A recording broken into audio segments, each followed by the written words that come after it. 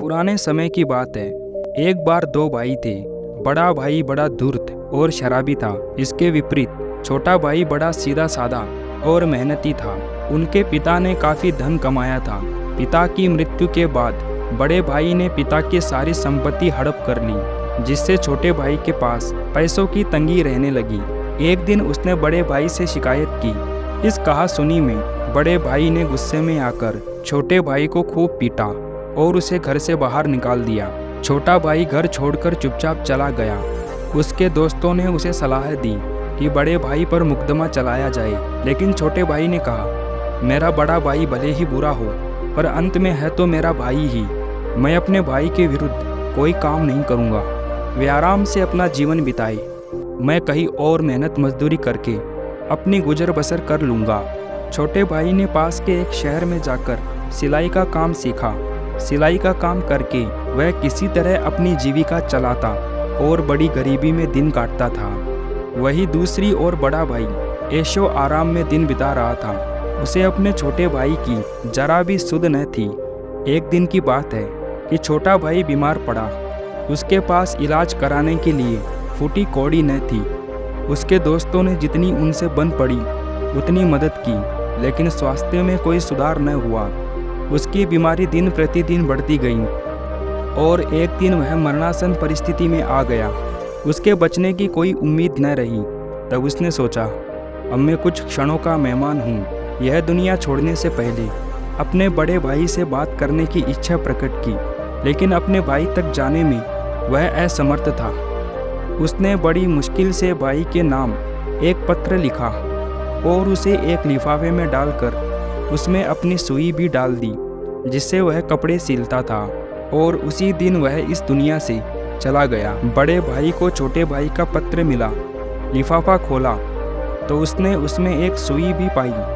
पत्र में लिखा था, बड़े भैया जी, आपको जब यह पत्र मिलेगा तब तक मैं इस दुनिया से चल बसा हूँगा। जाने से पहले मैं आपसे मिलना चाहता हूँ, मगर लाचार हूँ। आपसे मिले बिना मैं चला जाता हूँ, उसके लिए मुझे खेद है। आपसे एक खास बात कहनी है। आप और मैं, हम दोनों एक ही माँ के पेट से पैदा हुए, एक ही माता की गोद में पले, मगर आपने पिता की संपत्ति हड़प ली और मुझे घर से बाहर निकाल दिया। मुझे इस बात का दुख नहीं है। मुझे संतोष है कि मैं घर से निकलने के बाद अभी तक मेहनत करके अपना पेट भरता रहा हूँ। अपने पिताजी की कमाई पर अपने आराम के सामान जुटाए। तब मैं यहाँ गरीबी में दिन काट रहा था। कड़ी मेहनत के कारण मैं बीमार पड़ गया। अब मैं स्वर्ग लोक जा रहा हूँ। आप तो अपने भाई को भूल ही गए होगे। आपने हमेशा धन दौलत से ही प्यार किया। एक दिन आप भी इस दुनिया से चले जाओगे। उस समय आप अपनी धन संपत्ति सब साथ ले जाना चाहोगे, पर आप ऐसा नहीं कर सकोगे। मैंने अपना आखिरी समय बहुत गरीबी में बिताया। अंत में केवल यह सुई ही मेरी संपत्ति थी। मैं इसे अपने साथ ले जाना चाहता था, पर मैं ऐसा न कर सका। आप इस सुई को देख सकते हैं। जब मैं इतनी सी सुई अपने साथ न ले जा सका, तो आप यह इतनी सारी धन संपदा अपने साथ कैसे ले जा सकते हो? क्या आप ऐसा कर सकते हो? धन संपदा ना सही, आप बस इतनी सी सुई अपने साथ ऊपर ले आना और मुझे दे देना। आपकी बड़ी कृपा होगी। बस इतना ही। अंतिम प्रणाम, आपका छोटा भाई।